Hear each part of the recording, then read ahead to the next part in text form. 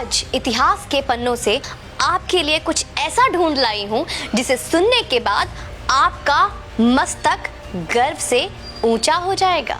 जब भी हम उत्तर प्रदेश के मुख्यमंत्री और हम सबके प्रिय कानून का रखवाला कहूंगी मैं मुख्यमंत्री की बात करते हैं तो योगी आदित्यनाथ महाराज के कुशल नेतृत्व का ध्यान से देखते हैं तो उनमें एक ऐसे प्रतापी राजा की छवि दिखती है जो भूतों न भविष्यते गुणों से पूर्ण थे, यानी उनके जैसा न उनसे पहले कोई हुआ और न उनके बाद। आप कहेंगे ऐसा आप क्या बताने वाले हो आप योगी आदित्यनाथ के बारे में, तो आपको आज ये ढूंढ निकालना है कि आप जिनकी परम प्रतापी जीवन गाथा हम आपसे साझा करेंगे उनका योगी जी से क्या संबंध है। क्यों मैं योगी आदित्यनाथ की बात कर रही हूँ और साथ में इतिहास के पन्नों से कुछ नया लेकर आई हूँ ऐसा भी बोल रही हूँ। आइए ठीक है तो शुरू करते हैं। वीडियो को अंत तक अवश्य देखिएगा और लाइक का बटन दबा दीजिए। क्या आप जानते हैं कि भारत को सोने की चिड़िया बनाने वाला असली राजा कौन था? Any guess? कौन था वो राजा जिसके राजगद्दी पर बैठने के बाद उनके श्रीमुख से देववाणी ही निकलती थी और देववाणी से न्याय होता था? कौन था वो राजा? अभी तक कुछ याद आया, कुछ पता है, नाम सुना है, या अकबर बिरबल की खिचड़ी में ही रह गए? जिसके राज्य में अधर्म का संपूर्ण नाश हो गया था, कौन था वो राजा? महाराज विक्रमादित्य। बड़े ही दुख की बात है कि महाराज विक्रमादित्य के बारे में देश के लगभग शून्य बराबर ज्ञान है। नहीं पता ना, जिन्होंने भारत को सोने की चिड़िया बनाया था और स्वर्णिम काल लेकर आए थे। दोस्तों, उज्जैन के राजा थे गंधर्व सेन, जिनके 3 संतानें थी। नाम नहीं पता होगा। सबसे बड़ी लड़की थी मैनावती, उससे छोटा लड़का था जिसका नाम था भृतहरि और सबसे छोटा वीर विक्रमादित्य। नहीं पता होगा। विक्रम की माता का नाम क्या था? सौम्य दर्शन, जिन्हें वीरमती और मदन रेखा भी कहते थे। बहन मैनावती की शादी थारा नगरी के राजा पदम सेन के साथ कर दी, जिनके एक लड़का हुआ जिनका नाम था गोपी चंद। आगे चलकर गोपी चंद ने श्री ज्वालेंद्र नाथ जी से योग दीक्षा ले ली और तपस्या करने जंगलों में चले गए। फिर मैनावती ने भी श्री गुरु गोरक्षनाथ जी से योग दीक्षा ली थी।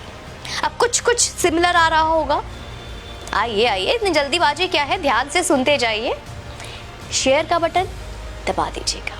दोस्तों, विक्रमादित्य उज्जैन के राजा थे जो अपने ज्ञान, वीरता और उदारशीलता के लिए प्रसिद्ध थे। उन्होंने पूरे एशिया पर अपना शासन व्यवस्थित किया था।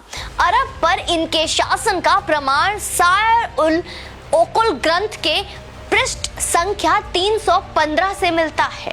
आप उस ग्रंथ के पन्नों को पलटिए। इस ग्रंथ की रचना अरबी कवि जरहाम कितनोई ने की है। यह ग्रंथ वर्तमान में इस्तांबुल शहर के प्रसिद्ध पुस्तकालय मकतबे सुल्तानिया में स्थित है।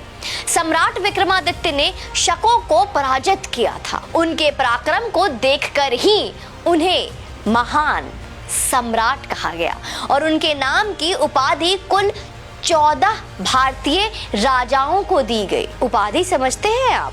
विक्रमादित्य की उपाधि भारतीय इतिहास में बाद के कई अन्य राजाओं ने प्राप्त की थी, जिनमें गुप्त सम्राट चंद्रगुप्त द्वितीय और सम्राट हेमचंद्र विक्रमादित्य, जो हेमू के नाम से प्रसिद्ध थे, उल्लेखनीय है। विक्रमादित्य के पूरे दरबार में नवरत्न रहते थे। कहना चाहिए कि 9 रत्नों रखने की परंपरा का प्रारंभ भी उन्होंने ही किया था। दोस्तों, उनके अनुसरण करते हुए कृष्णदेव राय और अकबर भी नवरत्न रखे थे। सम्राट अशोक के दरबार में भी नवरत्न रखे थे। विक्रमादित्य के 9 रत्नों का नाम जानते हैं आप? आइए।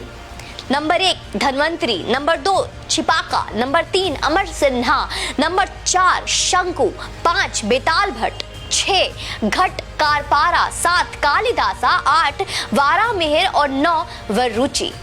महाकवि कालिदास की पुस्तक ज्योतिर विवरण के अनुसार उनके पास 30 मिलियन सैनिकों, 100 मिलियन विभिन्न वाहनों और 25,000 हाथी और 400,000 समुद्री जहाजों की एक सेना थी दोस्तों। कहते हैं कि उन्होंने ही विश्व में सर्वप्रथम 1700 मील की विश्व की सबसे लंबी सड़क बनाई थी, जिसके चलते विश्व व्यापार सुगम हो चला था, आसान, बहुत इजी। आज ये देश और यहाँ की संस्कृति केवल विक्रमादित्य के कारण अस्तित्व में है। इस बारे में ज्ञात है आप? अशोक मौर्य ने बौद्ध धर्म अपना लिया था, शायद ये इतिहास के किताबों में भी पढ़ाया गया था, और बौद्ध धर्म बनकर 25 साल राज किया था। भारत में तब सनातन धर्म लगभग समाप्ति पर आ गया था दोस्तों। जी हाँ, आप बहुत चौंक रहे होंगे सुनकर कि मैं क्या कह रही हूँ। देश में बौद्ध और अन्य हो चुके थे। रामायण और महाभारत जैसे ग्रंथ खो गए थे, बिल्कुल खोने से लग गए थे। महाराज विक्रम ने ही पुनः उनकी खोज करवाकर उसे स्थापित किया, विष्णु और शिव जी के मंदिर बनवाए और सनातन धर्म की फिर से संरक्षण किया, बचाया।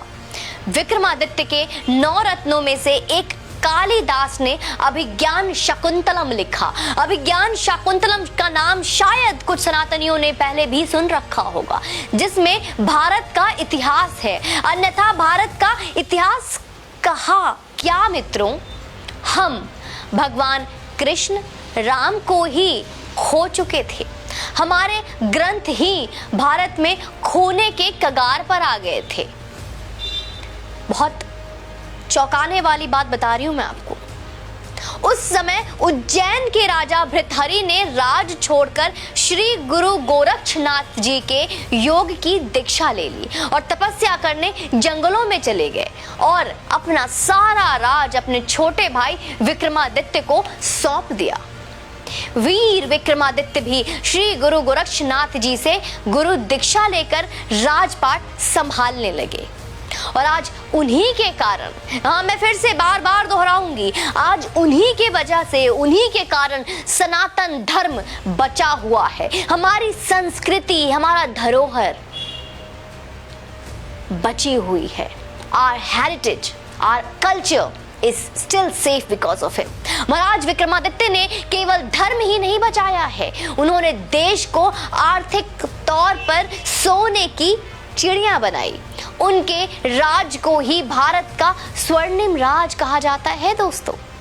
विक्रमादित्य के काल में भारत का कपड़ा विदेशी व्यापारी सोने के वजन से खरीदते थे। एक वो वक्त था, भारत में इतना सोना आ गया था, इतना अधिक सोना था कि वो सोना नहीं, गोल्ड, सब लोग सो जाओ, गोल्ड। विक्रमादित्य काल में सोने के सिक्के चलते थे। आप गूगल इमेज कर विक्रमादित्य के सोने के सिक्के देख सकते हैं कि किस तरह के सोने के सिक्के उस वक्त होते थे, किस तरह के सोने के सिक्के पाए जाते थे उनके काल में। कैलेंडर जो विक्रम संवत लिखा जाता है वह भी विक्रमादित्य का स्थापित किया हुआ है।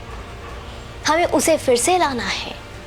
आज जो भी ज्योतिष गणना है, जैसे हिंदी संवत, वार, तिथियां, राशि, नक्षत्र, गोचर आदि, उन्हीं की रचना है।